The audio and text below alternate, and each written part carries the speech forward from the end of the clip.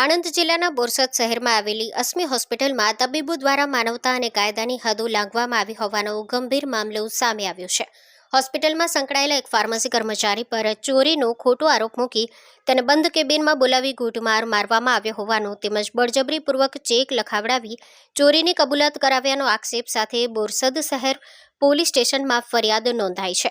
પ્રાપ્ત વિગતો મુજબ ફરિયાદી ચેતનકુમાર ડાભી રોજની જેમ 31/7/2025ના રોજ સાંજે 7:30 વાગ્યાના સમયે ડોક્ટર જયપાલસિંહ મહેડાને હિસાબ આપી ઘરે જઈ રહ્યો હતો. ત્યારબાદ રાત્રે અચાનક દીપકભાઈ રાજેશભાઈ ડાભી ચેતનકુમારના ઘરે આવી ડોક્ટર મહેડા દ્વારા ઇમરજન્સી પેશન્ટ હોવાનું કહીને હોસ્પિટલ બોલાવ્યા હતા. હોસ્પિટલ પહોંચતા ડોક્ટર જયપાલસિંહ મહેડાએ ચેતનકુમાર અને દીપકભાઈને પોતાની કેબિનમાં બોલાવ્યા, જ્યાં ડોક્ટર મહેડા સાથે ડોક્ટર મેહુલ શાહ, ડોક્ટર અવધેશ, અઝરુદ્દીન અને રણજીતસિંહ મહેડા હાજર હોવાનું ફરિયાદમાં જણાવાયું છે. ત્યારબાદ દીપકભાઈને બહાર જવા કહેવામાં આવ્યું અને ચેતનકુમારને કેબિનમાં રાખવામાં આવ્યો. ફરિયાદ મુજબ ડોક્ટર જયપાલસિંહ મહેડા ઉશ્કેરાઈ જઈ ગાળો બોલતા પ્લાસ્ટિકના દંડાથી ચેતનકુમારને થાપા તથા બરડાના ભાગે માર માર્યો હતો. દંડો તૂટી જતા બંને ડોક્ટરોએ ગળદાપાટુનો માર માર્યો હતો. બાદમાં ચિરાગને પણ કેબિનમાં લાવી ગાળો બોલી માર મારવામાં આવ્યો હોવાનું ફરિયાદમાં જણાવાયું છે.